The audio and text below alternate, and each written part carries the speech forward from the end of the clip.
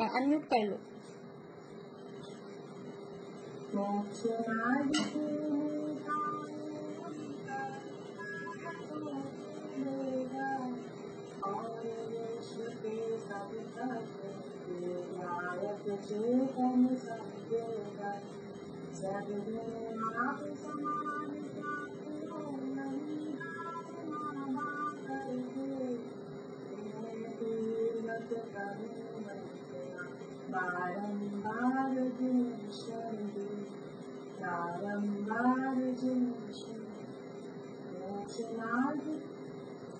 मोक्षमार्गस्य नेतारम्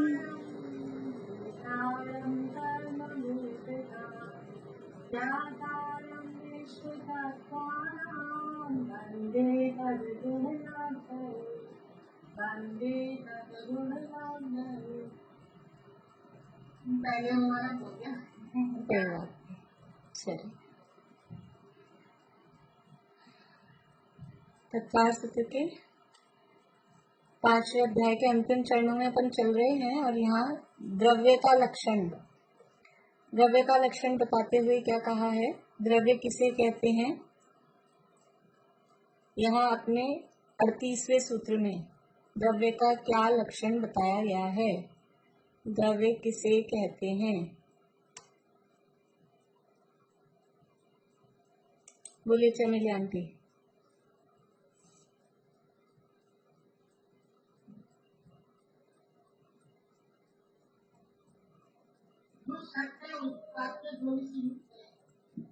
आपने प्रश्न सुना था?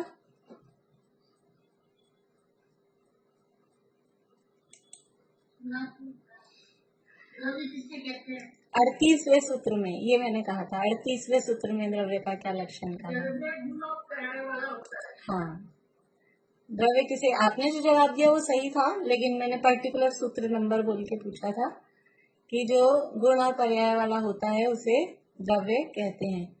तो गुणों का स्वरूप हमने देखा। गुण किसे कहते हैं, गुण किसे कहते हैं।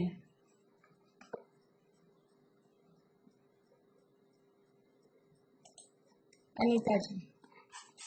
जो द्रव्य के संपूर्ण भागों और संपूर्ण अवस्थाओं में, बढ़िया, जो द्रव्य के संपूर्ण भागों और उनकी संपूर्ण अवस्थाओं में पाए जाते हैं उन्हें गुण कहते हैं। अभी वो मुझे याद आ गया, मैंने वो भेजा था अणु और स्कंद में अंतर, तो कुछ पॉइंट्स और भी लोगों ने एक और भी हो सकते हैं, अपन कुछ और निकालें तो ऐसे अलग अलग तरीके से उसको लिखें, तो वो मैंने एक्स्ट्रा और लिख दिए हैं, आप लोग कर लेना, मिला लेना उसमें। गुण कितने प्रकार के होते हैं। पारुल। गुण 2 प्रकार के होते हैं, आत्मा और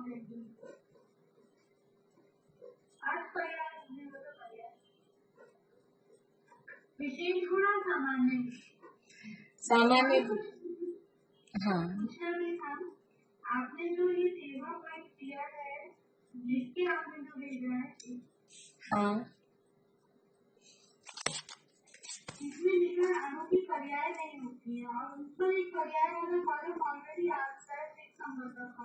अणु की 5 पर्याय है, अणु की शब्द पर्याय नहीं होती, ये लिखा होगा ना।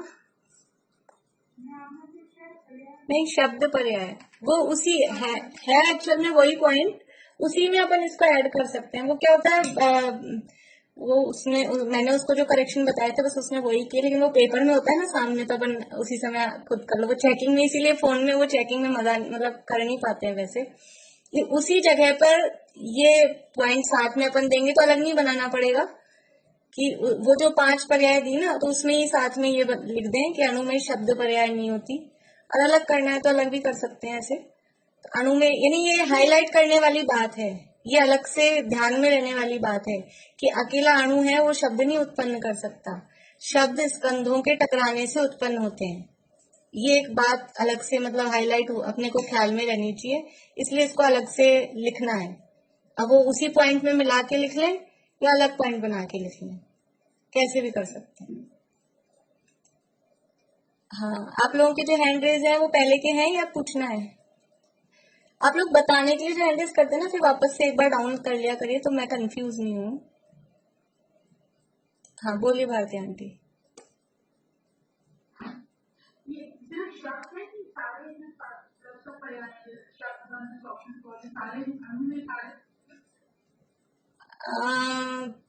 देख अलग अलग देखना पड़ेगा। जैसे वैसे तो वो स्कंदों की कही है, लेकिन बंध वाली जो पर्याय है तो बंध तो होता है अणु में।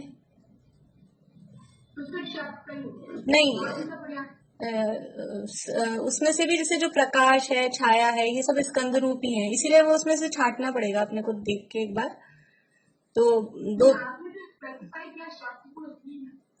हाँ वो इसलिए कि वो शब्द अपने को उसमें थोड़ा सा वो रहता है ना, शब्द को अपन क्या मानते हैं। कुछ लोग तो शब्द को आकाश का गुण, कुछ मत वाले ऐसे हैं वो शब्द को आकाश का गुण मानते हैं, वो पुद्गल का भी नहीं मानते, इसलिए शब्द को अलग से बताया जाता है। बाकी सूक्ष्मता स्थूलता ये तो ऐसा इतना वो नहीं होता है। सूक्ष्म वाले में एक आत्यंतिक सूक्ष्म था, वो परमाणु है, तो वो उसमें अलग अलग इस तरह से अपने को देखना पड़ेगा। संस्थान स्थूल तो नहीं होगा, और संस्थान में भी आकार है, तो परमाणु का आकार तो है, तो वो हो जाएगा। भेद नहीं है, तम छाया आतप उद्योग ये सब स्कंदों में है, तो वो मुख्य रूप से इसीलिए वहां पे दिया है, वो स्कंदों के हैं। ये जो 10 अवस्थाएं बताई गई हैं वो मुख्य रूप से स्कंदों के लिए बताई गई हैं। ऐसा वहां वो गाथा में भी, सूत्र में भी ऐसा वहां दिया जाता है। हाँ मैंने क्या पूछा था, गुण वाला आंसर आ गया ना। गुण 2 प्रकार के होते हैं, सामान्य गुण और विशेष गुण। और एक मैंने कुछ लोगों को कल एक होमवर्क दिया था, अगुरु लघुत्व गुण की परिभाषा सुनाने को, मुझे याद है। बोलिए बीना भाभी।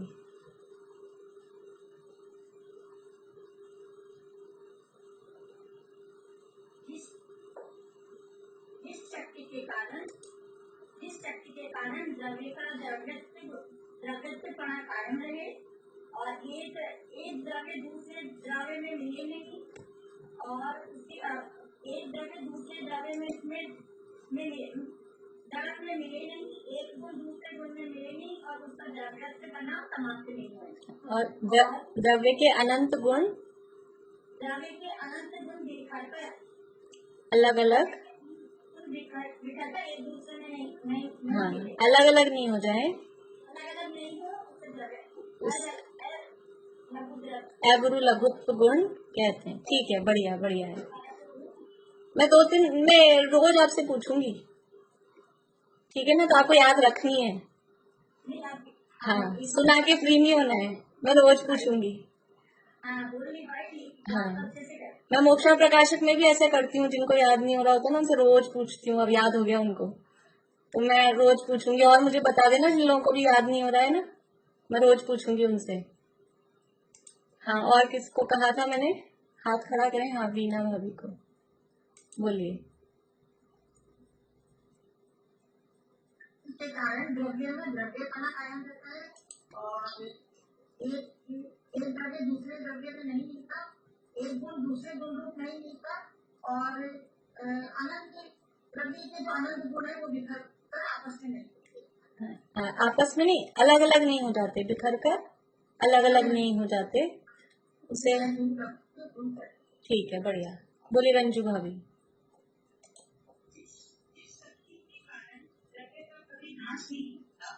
यानी कि वह कभी उत्पन्न भी नहीं होती, नाश भी नहीं होता, हमेशा त्रैकालिक होती है, उसको द्रव्यत्व गुण कहते हैं।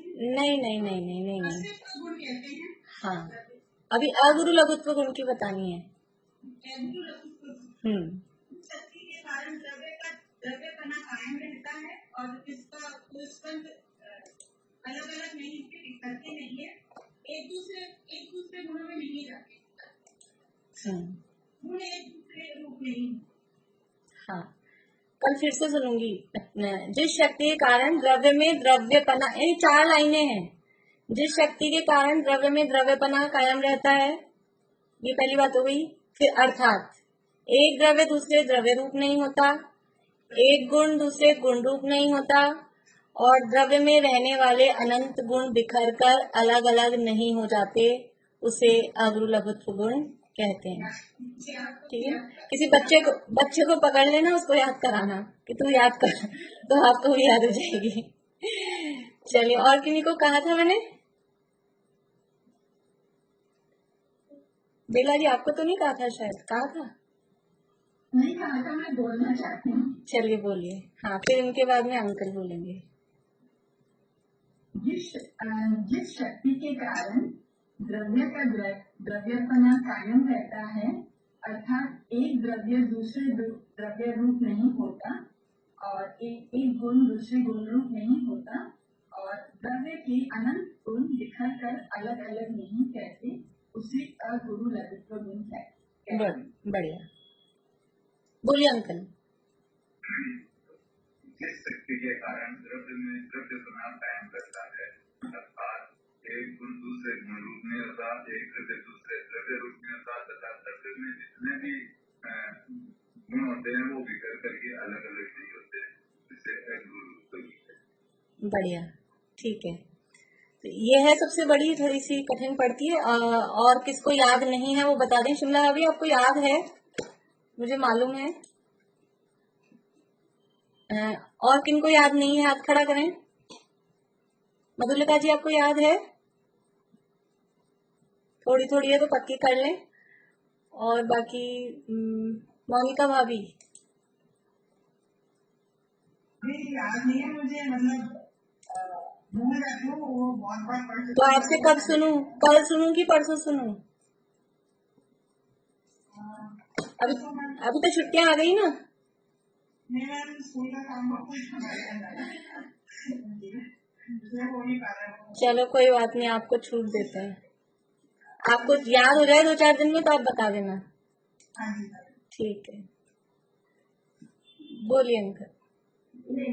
इसमें जैसे एक दूसरे आगे पीछे बोले तो इसमें फर्क क्या है? नहीं, फर्क कुछ भी नहीं है, लेकिन वो जैसे परिभाषा होती है ना, परिभाषा का मतलब है वो जैसे क्रम में। हाँ, वो क्रम है, इसलिए बाकी आगे पीछे बोल देते हैं तो ऐसा कुछ नहीं है। लेकिन अपने को भी याद रखने में वो क्रम से याद रहती है, तो अपने को ध्यान रहता है। और अपन आगे पीछे बोल देते हैं, अपन खुद ही चूक जाते हैं कि अब क्या भूल गए। वो भी एक बात होती है।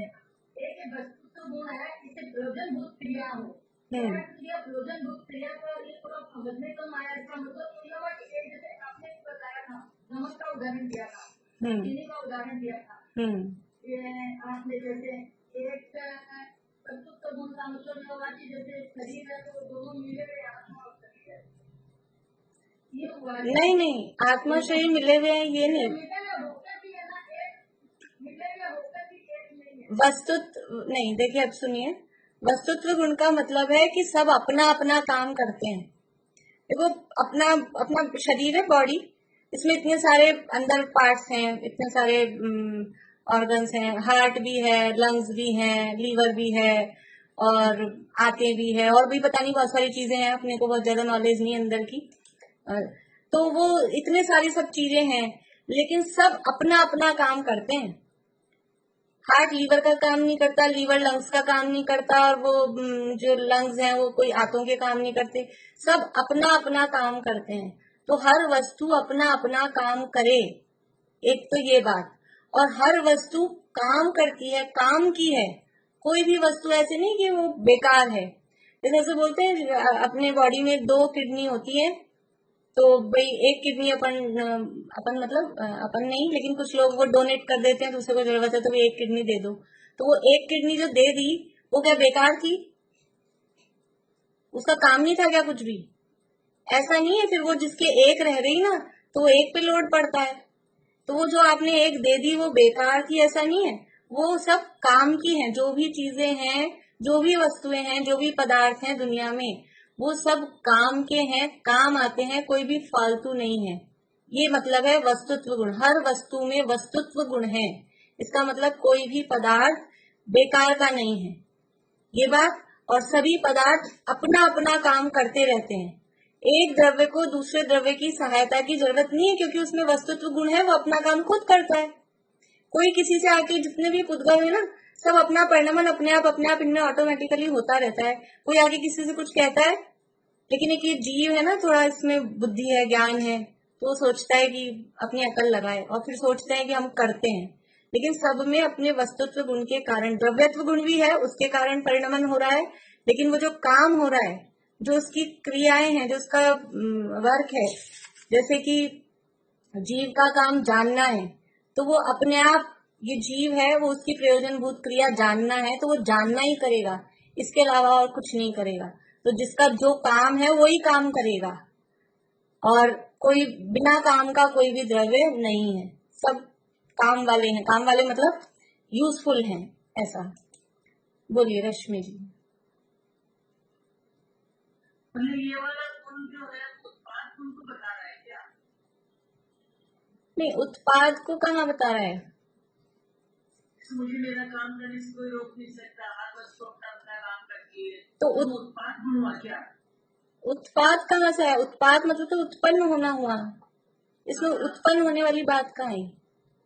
बस मैं अपना काम करता हूँ, मैं अपना काम करता हूँ और मैं बेकार का नहीं हूँ, ऐसा जो संदेश देता है उसका नाम है वस्तुत्व, वस्तुपना। वस्तु का मतलब ही है जिसमें गुण बसते हैं। देखो, शब्द अर्थ करते हैं अलग अलग तरीकों से। वस्तु किसे कहते हैं? कि जिसमें गुण बसते हैं उसका नाम है वस्तु। तो उसमें इतने गुण हैं और वो गुण अपना परिणमन निरंतर करते हैं, तो वो अपना काम करते हैं। तो ये गुण हुए। गुण दो प्रकार के, सामान्य गुण और विशेष गुण। और फिर सामान्य गुण कितने होते हैं और विशेष गुण कितने होते हैं? सामान्य गुण कितने होते हैं और विशेष गुण कितने होते हैं? प्रेमलता जी। सामान्य गुण भी अनंत होता है और विशेष गुण भी अनंत होता है। बढ़िया। गुणों की सामान्य में 6 गुणों की चर्चा करते हैं। सामान्य गुण भी अनंत है और विशेष गुण भी अनंत होते हैं, 6 उसमें से मुख्य होते हैं। ठीक है, बढ़िया। पर्याय किसे कहते हैं?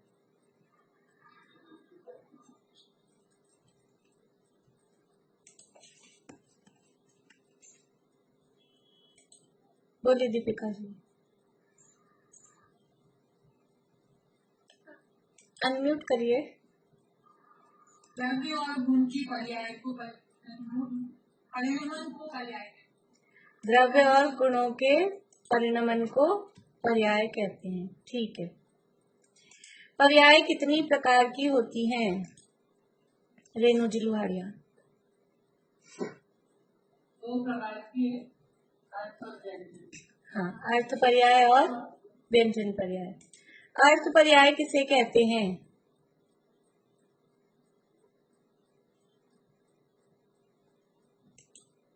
बोलिए सुधा जी। गुण को छोड़कर समस्त वस्तुओं को इसके परिणमन को पर्याय कहते हैं। प्रदेशत्व गुण को छोड़कर समस्त गुणों के परिणमन को अर्थ पर्याय कहते हैं। व्यंजन पर्याय किसे कहते हैं?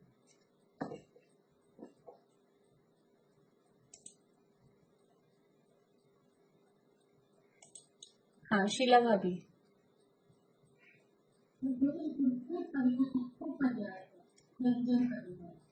प्रदेशत्व गुण के परिणमन को व्यंजन पर्याय कहते हैं। अर्थ पर्याय कितने प्रकार की होती हैं?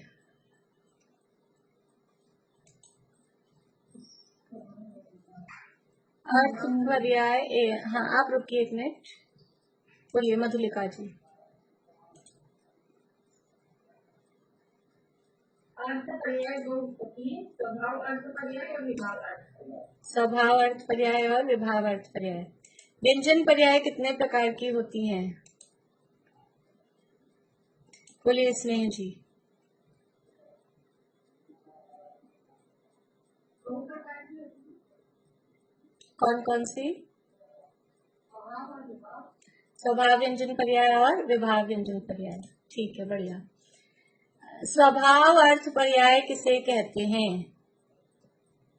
बोलिए पद्मा जी।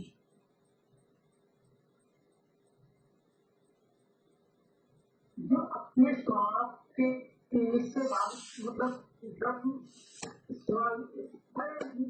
परिमित का उसमें भाव नहीं होता, अपने स्वभाव से जो भाव आते हैं वो तो आप हाँ ये पर्याय है। ठीक है ठीक है ठीक है, बोलिए मधु भाभी।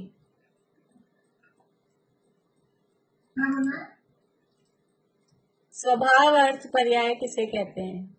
जो पर्ण निमित्त के रहित, पर्ण के निमित्त के बिना जो पर्याय होती है अपने आप में स्वभाव, पर निमित्त के बिना जो अर्थ पर्याय होती है, अर्थ पर्याय की बात चल रही है, तो पर निमित्त के बिना जो अर्थ पर्याय होती है उसे स्वभाव अर्थ पर्याय कहते हैं। ठीक है, और विभाव अर्थ पर्याय किसे कहते हैं?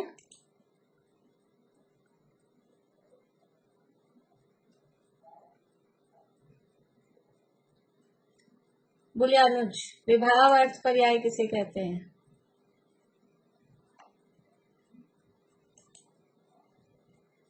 मैम डेफिनेशन नहीं आती, याद नहीं है।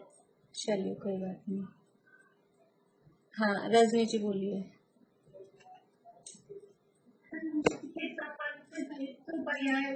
पर्याय होती है उससे विभाव अर्थ पर्याय, पर निमित्त के संबंध सहित, यानी पर निमित्त के संबंध रहित जो पर्याय हैं वो स्वभाव वाली हैं, और पर निमित्त के संबंध सहित जो पर्याय हैं वो विभाव वाली हैं। अर्थ पर्याय हो तो अर्थ पर्याय, व्यंजन पर्याय हो तो व्यंजन पर्याय। ठीक है, अब अपने को इसके उदाहरण देखने हैं, थोड़ी सी एक्सरसाइज करनी है। अर्थ पर्याय और व्यंजन पर्याय के कल हमने उदाहरण देखे थे। जीव की अर्थ पर्याय, पहले पुद्गल में लगाते हैं। पुद्गल की अर्थ पर्याय बताएं, कॉमन सी बतानी है, अभी स्वभाव विभाग नहीं बताना है। पुद्गल की अर्थ पर्याय बोलिए रजनी जी।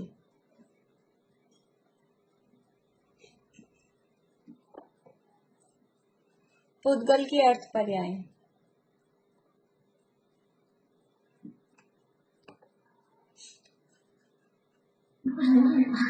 चलो प्रीति बोलो।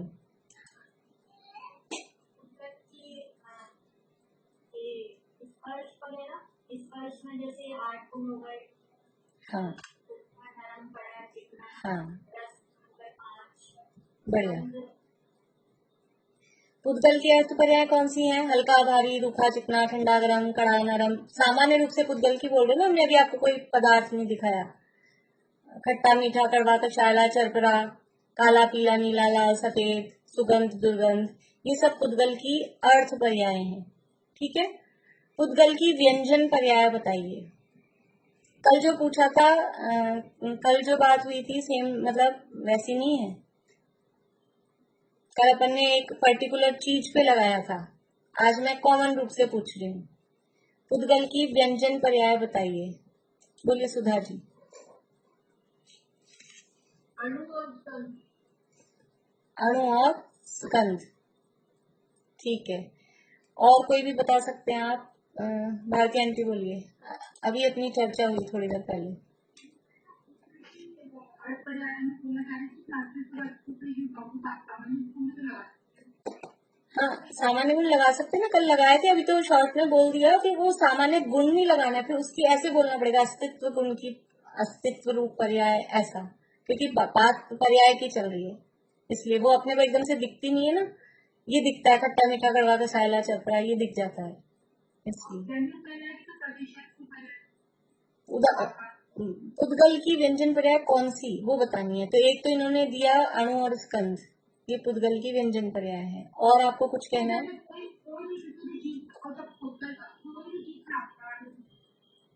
तो नाम बताना है ना आपको, नाम बताना है। अभी अभी अभी प्रश्न अपना चल रहा था। बोलिए शिमला भाभी, बोलिए कहाँ गए? गायब ही हो गया, चलो नाम ही। ज्योति जी आप बोलिए।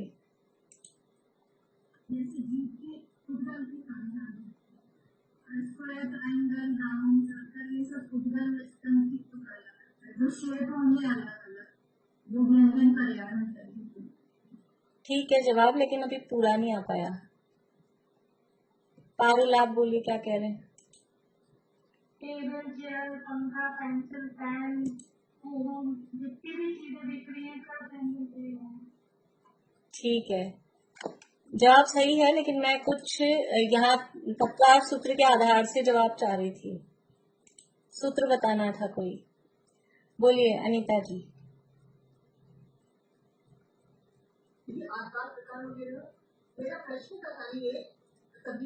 अभी प्रश्न के लिए रुकिए, अभी आप प्रश्न के लिए रुकिए, पहले फिर ये आंसर हो जाए अपना। आप लोगों को जिन्होंने हाथ खड़े कर रखे हैं, अगर ये टेबल कुर्सी आकार प्रकार यही बोलना है तो आप नीचे कर लें, कुछ और बताना है तो फिर हाथ खड़े रखें। बोलिए सुनीता आंटी। हाँ, बढ़िया बढ़िया। पुद्गल की व्यंजन पर्याय तो अणु और स्कंद वो है। फिर स्कंधों में ये शब्द, बंध, सौक्ष्म, स्थौल्य, संस्थान, भेद, तमस, छाया, तपोद्योत, ये सब पुद्गल की व्यंजन पर्याय हैं। वो है स्कंद रूपी, तो स्कंद व्यंजन पर्याय है, लेकिन अपने को नाम पूछने हो तो वो तो ऐसे तो अपन कितने गिनाएंगे, फिर बहुत सारी वस्तुएं हैं, तो इनको सबको एक ग्रुप में डाल दिया है, शब्द, बंध, सौक्ष्म, स्थौल्य ऐसे कह के। ये सब संस्थान जो आप लोगों ने कहा वो संस्थान के अंतर्गत आ गया। गोल, चौकोर, तिकोना ऐसा भी जवाब दिया था ना आप लोगों ने, वो सब इसके अंतर्गत आ गया। जवाब सही था आप लोगों के, उदाहरण थे वो, लेकिन ये अपने को ध्यान रखना है कि ये सब पुद्गल की व्यंजन पर्याय हैं। शब्द, बंध, सौक्ष्म, स्थौल्य जितनी भी चीजें हैं, तो ये सामान्य रूप से हो गई अर्थ पर्याय और व्यंजन पर्याय पुद्गल की। अब इसमें से अपने को स्वभाव और विभाग निकालना है। स्वभाव कौन सी है और विभाव कौन सी है। तो पुद्गल की अर्थ पर्याय हमने देखी, क्या है अर्थ पर्याय की खट्टा, मीठा, कड़वा, कसाला और हल्का, भारी, रूखा, चिकना, ये सब अर्थ पर्याय हैं। तो कौन सी अर्थ पर्याय स्वभाव अर्थ पर्याय है और कौन सी अर्थ पर्याय विभाव अर्थ पर्याय है।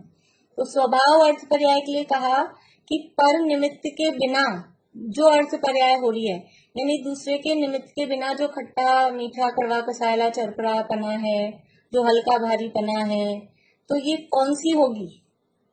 दूसरे के निमित्त के बिना जो हल्का भारी रूखा चिकना, या जो अस्तित्व गुण की रूप पर्याय है, जो वस्तुत्व गुण की अवस्था है, वो कौन सी होगी, किसकी होगी, वो हमको देखना है।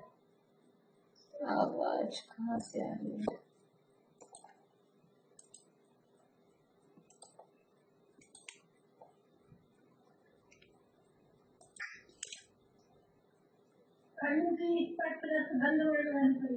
बहुत बढ़िया। जो अणु है ना, अणु, परमाणु, अणु है वो पुद्गल की स्वभाव रूप अवस्था है। अपन ने परमाणु और स्कंद में अंतर लिखे, तो अणु शुद्ध होता है ऐसा एक अंतर लिखा है, वो लिखा है, उसकी वो लैंग्वेज वो वैसी बन पाती है। अणु शुद्ध होता है, स्कंद अशुद्ध होता है, लेकिन उसका भाव हमको समझना चाहिए। अणु शुद्ध होता है मतलब अणु में कोई लाग लपेट नहीं है, सिंगल है, इसलिए वो शुद्ध है।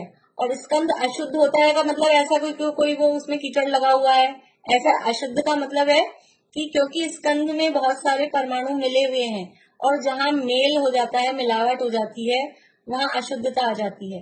इस अपेक्षा से अणु को स्कंद को अशुद्ध और अणु को शुद्ध ऐसा कहा है। ठीक है, समझ में आ रही है बात क्या कह रही हूं मैं। अणु शुद्ध होता है और स्कंद अशुद्ध होता है, ऐसा अंतर अपन ने उसमें लिखा है एक। तो स्कंद अशुद्ध होता है का मतलब क्या है। स्कंद अशुद्ध होता है का मतलब वहां क्योंकि बहुत सारे परमाणुओं का मिलान हुआ है, और जहां मिलान होता है, जैसे अभी की जो परिस्थितियां चल रही है, जहां भीड़ इकट्ठी होती है और वहां अशुद्धि मतलब वो बीमारी फैलती है, इसलिए भीड़ नहीं इकट्ठी करना। तो वो स्कंद में बहुत सारी भीड़ इकट्ठी होती है परमाणुओं की, इसलिए कहते हैं स्कंद अशुद्ध होता है। और जो सिंगल रहता है वो शुद्ध है, जो अकेला अपने घर में है वो अभी सेफ है, शुद्ध है। और जो बाहर निकलता है, जाता आता है, भीड़ में जाता है, वो सब अशुद्ध है। ऐसा तो स्कंद है वो अशुद्ध है, वो अर्थ है। अशुद्ध का अर्थ ऐसा नहीं है कि उसमें कोई मोह राग द्वेष हो रहे हैं या उसमें कोई कीचड़ गंदगी ऐसी मिल रही है, वो वाला अर्थ अशुद्धि का नहीं समझना। चलो, तो परमाणु है वो शुद्ध पुद्गल द्रव्य है, ऐसा भी शायद अपन ने उसमें लिखा है, परमाणु शुद्ध पुद्गल द्रव्य है। तो वो जो शुद्ध पुद्गल द्रव्य है, परमाणु में किसी दूसरे की निमित्तपना नहीं है, क्योंकि वो अकेला ही है, सिंगल ही है। उसका जो परिणमन हो रहा है, उसके स्पर्श गुण का, रस गुण का, गंध का, वर्ण का, अस्तित्व का, वस्तुत्व का, उसका जो भी परिणमन हो रहा है वो उसके स्वयं के द्वारा, स्वयं के कारण, स्वयं में ही हो रहा है। कोई दूसरे का मिलावट, दूसरे की सहायता, कुछ भी उसमें लाग लपेट नहीं है। तो परमाणु के जो स्पर्श रस गंध वर्ण गुणों की जो पर्याय हैं, यानी परमाणु का जो रंग है, परमाणु का जो स्निग्धता या रुक्षता है, परमाणु में जो खट्टा मीठा कड़वा कसायला में से जो भी है वो है, या उसमें सुगंध दुर्गंध जो भी है, वो जो भी है वो सब उसकी पुद्गल की स्वभाव अर्थ पर्याय कहलाती है। तो इसमें आप लिख लीजिए स्वभाव अर्थ पर्याय में कि पुद्गल में परमाणु के उदाहरण में लिखेंगे। ये परिभाषा तो कल लिखी ली थी अपन ने। पुद्गल में परमाणु के स्पर्श रस गंध वर्ण आदि गुणों की पर्याय। पुद्गल में परमाणु के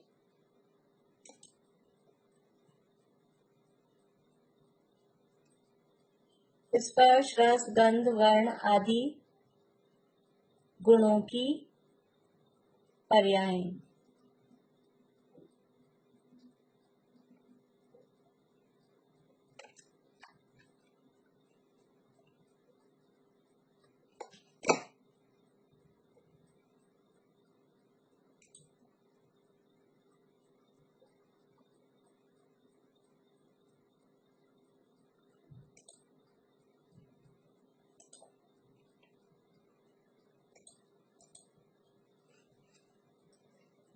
अब जीव की बतानी है। जीव की स्वभाव अर्थ पर्याय कौन सी होंगी? बोलिए चमेली आंटी। ज्ञान दर्शन। ज्ञान दर्शन। ज्ञान दर्शन। स्वभाव है तो ज्ञान दर्शन स्वभाव। हाँ। स्वभाव अर्थ पर्याय।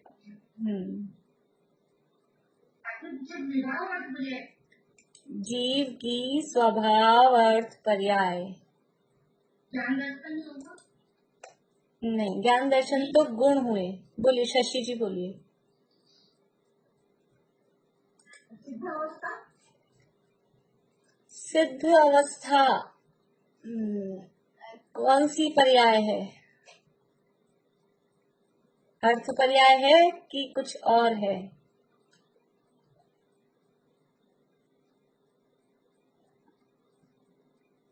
चित्रा आंटी बोलिए। जीव की स्वभाव अर्थ पर्याय।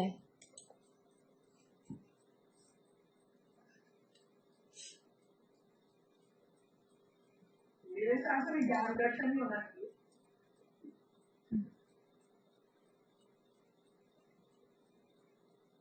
सम्यक दर्शन नहीं,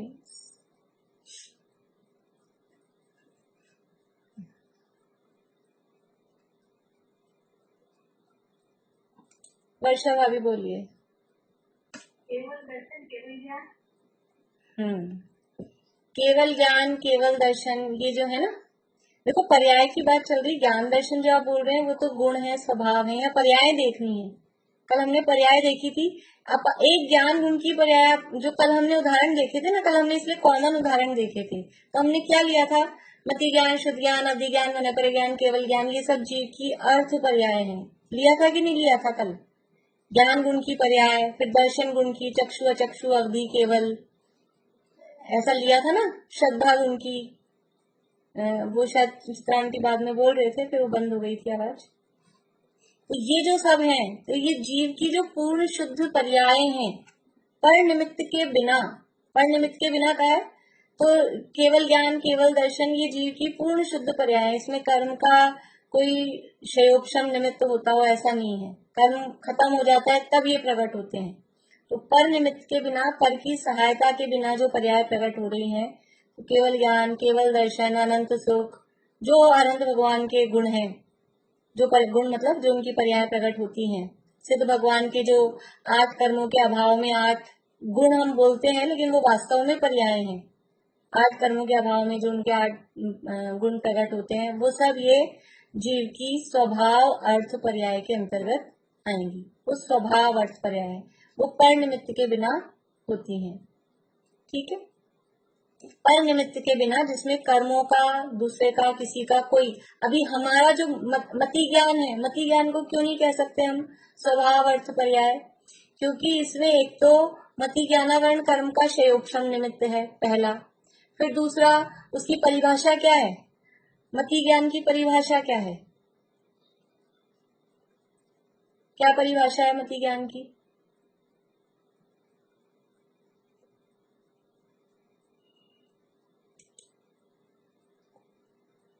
बोलिए अंकल।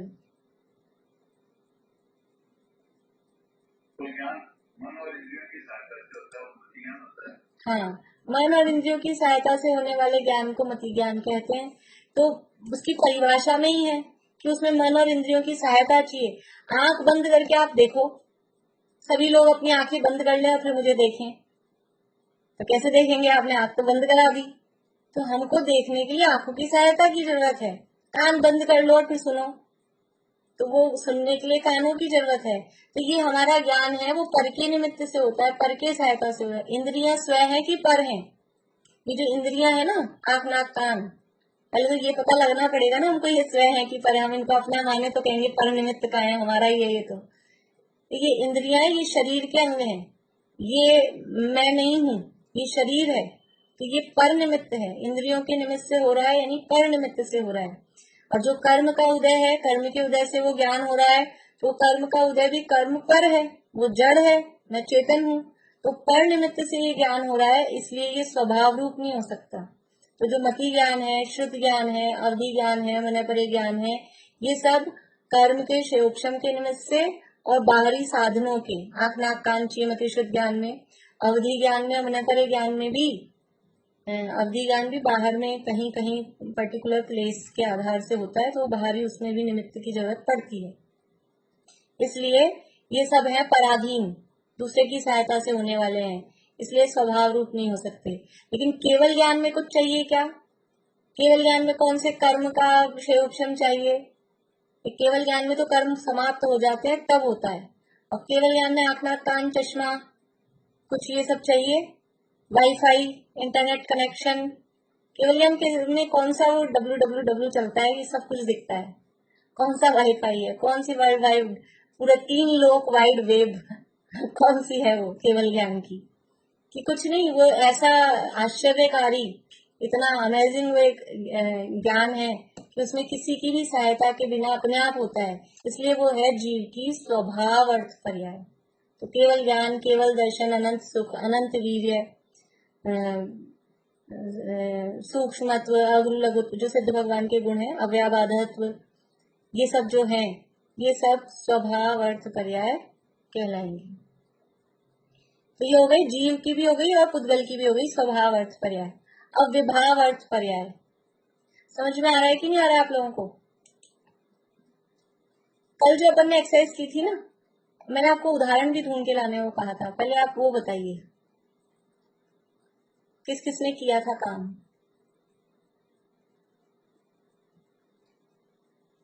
हाथ ही नहीं खड़े कर रहे,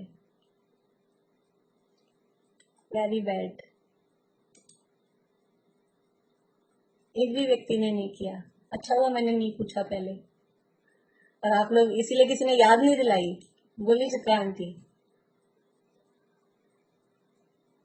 सबने गठबंधन कर लिया होगा। हाँ बोलिए, किसी एक वस्तु में बताना है, किसी एक वस्तु में। उसका मिठास है, तो स्वभाव पर्याय है। अभी स्वभाव विभाव नहीं, अब तो अर्थ पर्याय, व्यंजन पर्याय बता दो बस।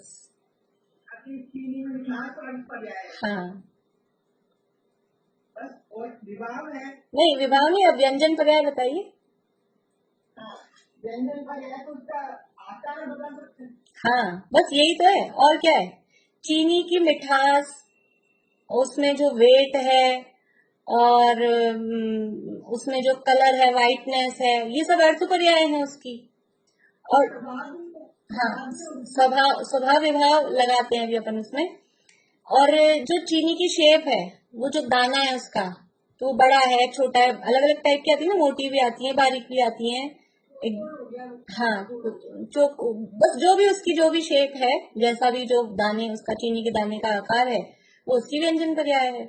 अपने पास एक सोने की अंगूठी है, तो उसकी सोने की अंगूठी की, अभी सवाल जवाब नहीं लगाना, अर्थ पर्याय व्यंजन पर्याय बतानी है।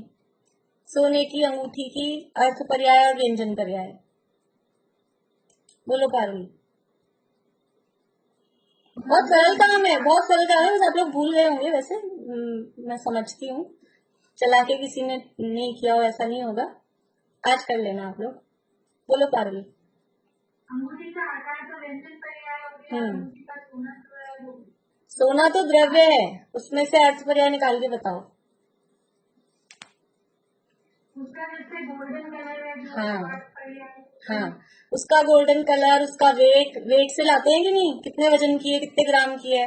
घर में बड़े बुजुर्ग होते हैं तो वो यही पूछते हैं कितने ग्राम की लाए, बड़ी भारी चीज लाएंगे तो कितने तोला की लाए, यही पूछते हैं ना। उसका चिकनापन, उसका पीलापन, उसका भारीपन, ये उसके अर्थ पर्याय हैं। और वो जो अंगूठी की शेप है वो उसकी व्यंजन पर्याय है। चश्मे का जो शेप है, ये चश्मा है, इसकी ये जो शेप है ये इसकी व्यंजन पर्याय है। अब इसका स्मूथ है, चिकना है और लाइट वेट है और कलर है जो इसका, ये सब इसके अर्थ पर्याय है। तो ये हर चीज में कुछ भी कठिन नहीं है, आपके हाथ में जो चीज आए उसके अर्थ पर्याय व्यंजन पर्याय निकालते रहो। अब इसमें स्वभाव विभाव कैसे लगाएंगे, स्वभाव विभाव कैसे लगाएंगे। चीनी को लिया अपन ने, तो चीनी की को कोरा खाया, सिंगल चीनी खाई, प्लेन चीनी, कोरी चीनी खाई अपन ने, तो वो जो चीनी की मिठास है और उस जो चीनी का आकार है, तो उस जो चीनी की मिठास है वो उसकी स्वभाव अर्थ पर्याय है। और वो जो चीनी का केवल चीनी है ना सिंगल, उसका जो आकार है वो उसकी स्वभाव व्यंजन पर्याय है। अब अभी चीनी को द्रव्य मान रहे हैं ना, उस आधार पे। अब चीनी को मिला दिया दूध में, दूध में चीनी को मिला दिया, पर निमित्त उसमें डाल दिया साथ में, तो अब वो जो दूध में मिठास आ रही है वो उसकी विभाव अर्थ पर्याय है चीनी की। और अब वो जो उसका आकार हो गया, अब आकार क्या हो गया, दूध रूप हो गई, वो दूध में मिल गई, अब दाना अपने को दिखता नहीं है, तो वो जो उसकी घुल गई उसमें, वो जो उसकी जो भी आकृति रही वो उसकी कहलाएगी विभाव व्यंजन पर्याय। पर निमित्त, पर निमित्त समझ में आ रहा है। पर निमित्त के साथ चीनी को दूध में हमने मिला दिया तो पर निमित्त हो गया, उसके साथ में अब उसकी जो मिठास आई वो उसकी विभाव अर्थ पर्याय, और उसके साथ में जो उसका आकार हो गया, दूध के आकार की हो गई, जिस भी ग्लास में है, मग में है, जिस भी चीज में है, तो वो उसके आकार रूप हो गई, वो उसकी हो गई विभाव व्यंजन पर्याय। ठीक है। और पदार्थों में जितना आप थोड़ा सा प्रैक्टिस करेंगे ना, लगाएंगे आप थोड़ा सा, अगर ऐसा चलते फिरते नहीं होता है ना, तो एक दो चीजों की कॉपी में लिख लें, दो शब्द लिखने हैं, कोई खास बड़ा ऐसा नहीं, शाम को रात को जब भी टाइम मिले बैठ के नोट करके आप रखें, फिर चेक कराएं कि ये अपन यहाँ करेंगे ना एक्सरसाइज, तो फिर आप मिलाएं कि सही है कि गलत। थोड़ा सा प्रैक्टिस करेंगे तो इजी हो जाएगा, याद हो जाएगा, सरल लगेगा। बोलिए प्रेमलता जी। जैसे पुदीना होता है, पुदीने की पत्तियां होती है, पत्तियों की शेप तो वही व्यंजन पर्याय, और उसको हम सुखा के पाउडर बना लेते हैं, तो पर्याय हो गई। पाउडर अर्थ पर्याय नहीं हुई, पाउडर तो वही शेप में ही चेंज हुआ ना, पाउडर अर्थ पर्याय नहीं हुई। उसकी जो खुशबू है, उसका जो ग्रीन कलर है, पुदीने की जो खुशबू है, गंध है ना वो उसकी, उसका ग्रीन कलर और उसका जो भी वजन है, और वो जो भी दरदरा चिकना लग रहा है, रूखा लग रहा है, जैसा अपने को फील होता है, वो सब, ये सब उसके अर्थ पर्याय है। हर चीज में लगा सकते हैं आप। चटनी जैसे बना लेते हैं तो अब जब चटनी बन गई, हाँ, तो उसको विभाव में, चटनी में दो चार चीजें मिलाएंगे ना, चटनी अकेला पुदीना सिंगल थोड़ी ना पीसेंगे, उसमें खटाई भी डालेंगे, उसमें पानी भी डालेंगे, उसमें नमक भी डालेंगे, तो वो अब उसकी विभाव रूप हो गई। अब वो जो उसका स्वाद आएगा वो विभाव अर्थ पर्याय, और वो जो उसकी शेप हो गई वो उसकी विभाव व्यंजन पर्याय, ऐसा। तो जैसे उसके अंदर पाउडर फॉर्म में कर दिया तो वो विभाव हुआ कि स्वभाव? अभी सिंगल अगर पाउडर है तो हम उसको स्वभाव बोल सकते हैं, सिंगल पाउडर ही है ना, तो स्वभाव रूप बोल सकते हैं। अब ये तो ये ऐसे एक्चुअल में तो वो स्कंद रूप चीजें हैं ना, तो अपन घटा रहे हैं ऐसे समझने के लिए, तो उसको स्वभाव में बस मिल जाएगी किसी के साथ तो विभाव में जाएगी। हाँ, बोलिए आंटी। भाभी जैसे कमरा लेते हैं ऐसा। कमरा, हाँ, रूम हाँ रूम ले जाते हो, उसका जैसे रूम का जो आकार हुआ हाँ, वो तो आपका व्यंजन पर्याय हो गया। जो रूम में जो कलर है सफेद वो आपका हो गया ये अर्थ पर्याय। हाँ हाँ, लेकिन रूम की तो लंबाई चौड़ाई जो होती है वो भी व्यंजन में जाएगी। लंबाई चौड़ाई क्योंकि आकार में आएगी ना।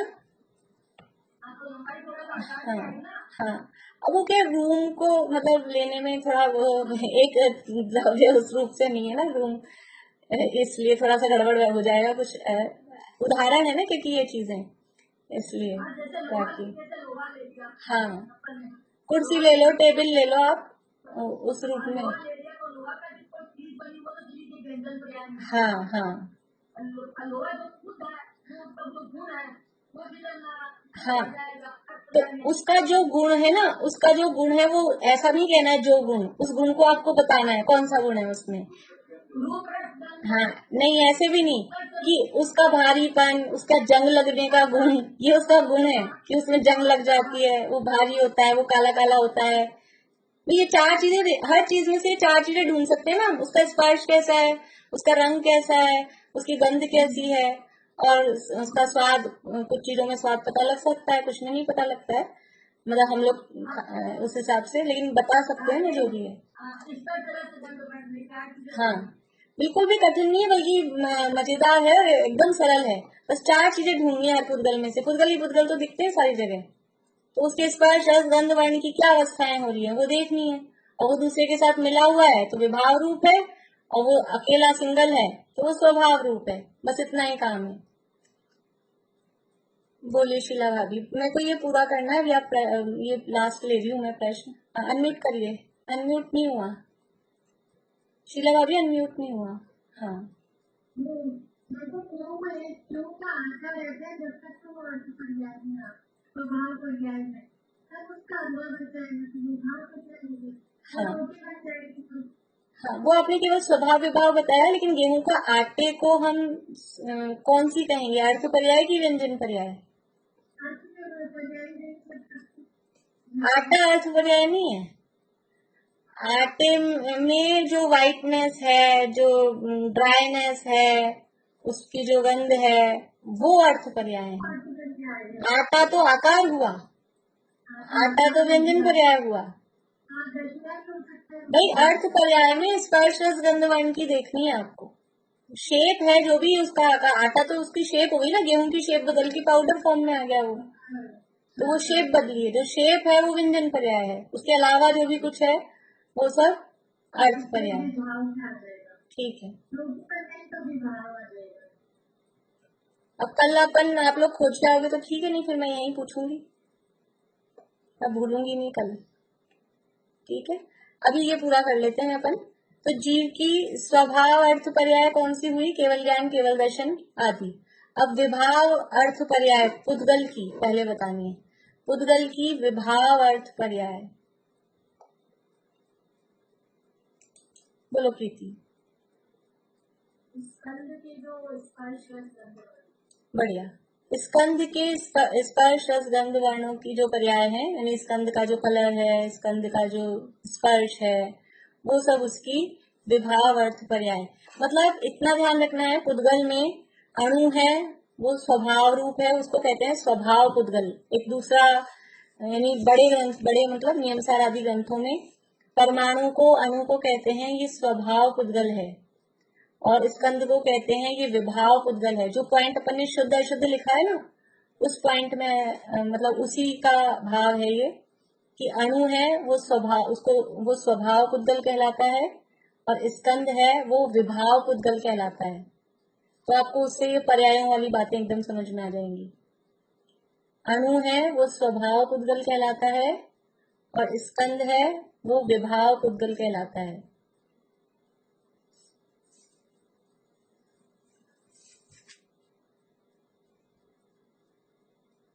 तो अणु के जो भी स्पर्श रस गंध वर्ण थे, क्योंकि वो स्वभाव पुद्गल है इसलिए वो स्वभाव अर्थ पर्याय के अंतर्गत गए थे।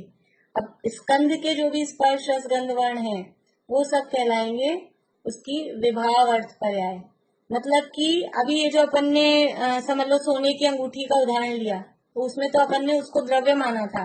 अब उसको पुद्गल के रूप में देखो, सोने की अंगूठी, ये पुद्गल द्रव्य की कौन सी पर्याय है?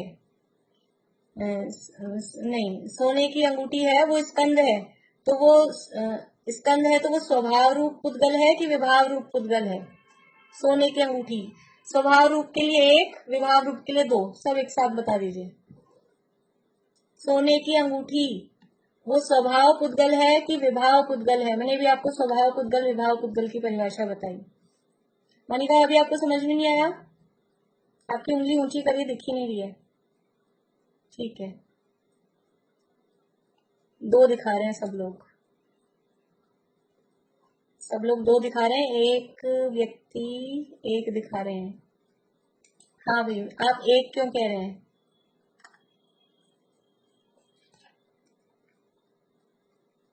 क्योंकि सोने की अंगूठी सोना को उसकी स्वभाव हो गया था। मैंने कहा यदि अब उसको सोने को अब अपन पुद्गल देखना है, सोने को पुद्गल देखना है, सोना नहीं देखना है अब। तो फिर वो जो सोने की अंगूठी है वो स्वभाव पुद्गल है कि विभाव पुद्गल है? स्वभाव पुद्गल तो केवल परमाणु होता है, और सोने की अंगूठी एक स्कंद है, और स्कंद है तो वो विभाव पुद्गल होगा। इसलिए सोने की अंगूठी वो स्वभाव पुद्गल नहीं है, स्कंद है। स्कंद है इसलिए वो विभाव पुद्गल है। अब उस सोने की अंगूठी में जो पीलापन, भारीपन, चिकनापन वो सब है, वो कौन सी होंगी? पुद्गल की तरफ से देख रहे हैं। देखो उदाहरण अपन ने वही लिया है, पहले हमने सोने को एक द्रव्य मान के वो उदाहरण चलाया था। अब हमने उसको एक्चुअल में वो सोना क्या है? एक्चुअल में वो सोना पुद्गल है, तो अब इसलिए हमने उसको पुद्गल की तरफ से देखा है। वास्तव में तो सोना पुद्गल है ना, तो वास्तव में जो सोना है, सोने की अंगूठी है, वो क्या है? वो एक स्कंद है, और स्कंद है तो वो विभाव रूप अवस्था है, और उसमें जो पीलापन, भारीपन, चिकनापन है वो सब उसकी विभाव अर्थ पर्याय है। तो सोने की अंगूठी की के पीलापन, भारीपन, चिकनापन ये पुद्गल की विभाव अर्थ पर्याय है। ठीक है, सोने की अंगूठी की के पीलापन, चिकनापन, भारीपन वो पुद्गल की विभाव अर्थ पर्याय है। तो स्कंद की लिखिए आप, तो स्कंद के स्पर्श रस गंध वर्ण गुणों की पर्याय वो विभाव अर्थ पर्याय कहलाती हैं।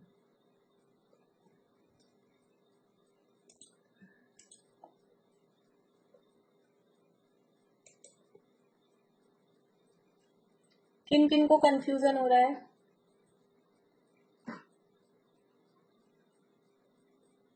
सबको समझ में आ रहा है? बढ़िया, अच्छी बात है। चमेली आंटी बोलिए। चालू में थोड़ा सा घपला सा हो गया, समझ में कल तक कपड़ा ठीक हो जाएगा। अभी क्या थोड़ा टाइम भी कम है ना, कल तक ठीक हो जाएगा। थोड़े से अपन सोचेंगे ना खुद देखे, पहले तो अपन उदाहरण ले रहे हैं, अपन जो चीजें ले रहे हैं, चीनी लिया, सोना लिया, पुदीना लिया, ये तो हम उदाहरण ले रहे हैं। एक्चुअल में ये पुद्गल द्रव्य नहीं है, एक्चुअल में तो ये पुद्गल के स्कंद है, लेकिन उदाहरण में हम उनको द्रव्य मान के उस पे घटा रहे थे, वो उदाहरण में। अभी हम यहाँ जो बात कर रहे हैं ये एक्चुअल में शुद्ध पुद्गल द्रव्य कौन सा है? शुद्ध पुद्गल द्रव्य कौन सा होता है? बोलो बेला भाभी। अणु। अणु वो शुद्ध पुद्गल द्रव्य है, एक्चुअल में तो ये है। और जितने भी स्कंद है, शुद्ध सोना, बिल्कुल 24 कैरेट का नहीं, आप 26 कैरेट का बना लो, शुद्ध जितना भी हो सोना, वो सब क्या है? वो तो अशुद्ध पुद्गल, वो क्योंकि स्कंद है। एक्चुअल में तो पुद्गल की पर्याय है, स्कंद है, इसलिए वो अशुद्ध है। शुद्ध पुद्गल तो परमाणु होता है। तो स्कंद की जो भी अवस्थाएं होंगी वो सब विभाव अर्थ पर्याय होंगी, और वो जो स्कंद का आकार होगा वो सब उसकी विभाव व्यंजन पर्याय होंगी। ठीक है, तो ये पुद्गल में स्कंद के स्पर्श रस गंध वर्ण जो है वो उसकी विभाव अर्थ पर्याय है। अब जीव की विभाव अर्थ पर्याय बतानी है। अभी स्वभाव अर्थ पर्याय बताते समय ही मैंने बता दिया था, जो लोग समझे होंगे वो समझ गए होंगे। जीव की विभाव अर्थ पर्याय।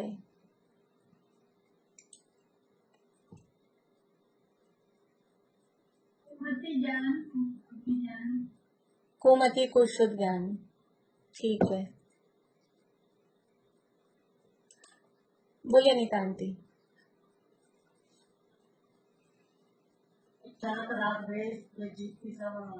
मिथ्यात्व रागद्वेष, बढ़िया बढ़िया। वीना भाभी बोलिए। अनंत दशा और जीव की चार पर्याय। अरहंत दशा अर्थ पर्याय। अरहंत दशा अर्थ पर्याय में नहीं आएगी। हाँ, अरहंत दशा अर्थ पर्याय में नहीं है। आप अर्थ पर्याय पूछ रहे हैं क्या? विभाव अर्थ पर्याय। मति शुद्ध ज्ञान। हाँ, मति शुद्ध ज्ञान, बढ़िया। बहुत सारे निकाल सकते हैं, अभी अपना टाइम हो गया। कल अपन एक्सरसाइज करेंगे और थोड़ी। देखो, इन्होंने बताया जीव के विभाव अर्थ पर्याय में ऐसा लगता है कुमति ज्ञान, कुशुद्ध ज्ञान, ये तो विभाव है, ये तो समझ में आते हैं। लेकिन सम्यक मति श्रुत अवधि मन करे ज्ञान भी विभाव अर्थ पर्याय है, क्योंकि स्वभाव अर्थ पर्याय में तो केवल हमने केवल ज्ञान केवल दर्शन ही लिया है। तो बाकी सारे जो भी जीव के ज्ञान गुण की अवस्थाएं हैं, अब वो जिन लोगों को भी ज्ञान के मतलब भेद नहीं मालूम, तो उन लोगों को थोड़ा सा डिफिकल्ट रहेगा। ज्ञान 5 प्रकार का होता है। मति ज्ञान, शुद्ध ज्ञान, अवधि ज्ञान, मनोपर ज्ञान, केवल ज्ञान। ज्ञान 5 प्रकार का होता है, मतलब ये ज्ञान की 5 पर्याय हैं। और इसी के साथ कुमति ज्ञान, कुशुद्ध ज्ञान, कुअवधि ज्ञान, ये भी ज्ञान की पर्याय हैं। तो ये कुमति, कुशुद्ध, कुअवधि भी और मति शुद्ध अवधि मनोपर्य, ये सब ये जीव की विभाव अर्थ पर्याय हैं। ये ज्ञान गुण की अवस्थाएं हैं। मिथ्या दर्शन ये जीव की विभाव अर्थ पर्याय हैं। और दर्शन गुण के लगाएंगे चक्षु, अचक्षु, अवधि दर्शन, ये विभाव अर्थ पर्याय हैं। ये सब जीव की विभाव अर्थ पर्याय हैं। और अपन कल करेंगे और उदाहरण लेके और व्यंजन पर्यायों की भी चर्चा करेंगे। अभी टाइम हो गया अपना। बोलिए रश्मि जी। ये जीव की जो अनंत ज्ञान, दर्शन, सुख वगैरह, ये तो स्वभाव अर्थ पर्याय। और विभाव में जो कुमति ज्ञान, कुमति भी और सम्यक मति भी, मति श्रुत अवधि मन परे, 4 ज्ञान जो है, कु वाले भी और सम्यक वाले भी, ये सब विभाव, ये विभाव नहीं है। कुमति, कुश्रुत, कुअवधि और सम्यक मति श्रुत अवधि मन परे, ये सब विभाव अर्थ पर्याय, जीव की विभाव अर्थ पर्याय। ठीक है, कल के लिए आप लोगों के लिए प्रश्न है, धर्म अधर्म आकाश काल की स्वभाव विभाव अर्थ पर्याय खोजना है। ठीक है, धर्म अधर्म आकाश काल की, और जीव और पुद्गल की तो और खोजना ही है।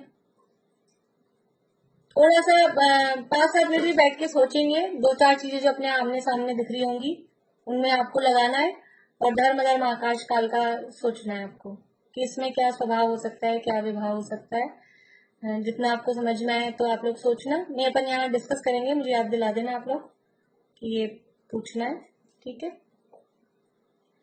अभी यही पूरा करते हैं। आप लोगों के प्रश्न भी हो अगर तो लिख के रख लें आप, अभी नहीं पूछ रही हूँ मैं। ठीक है, जिनवाणी स्तुति कौन बोलेंगे? बोलिए सुधा जी।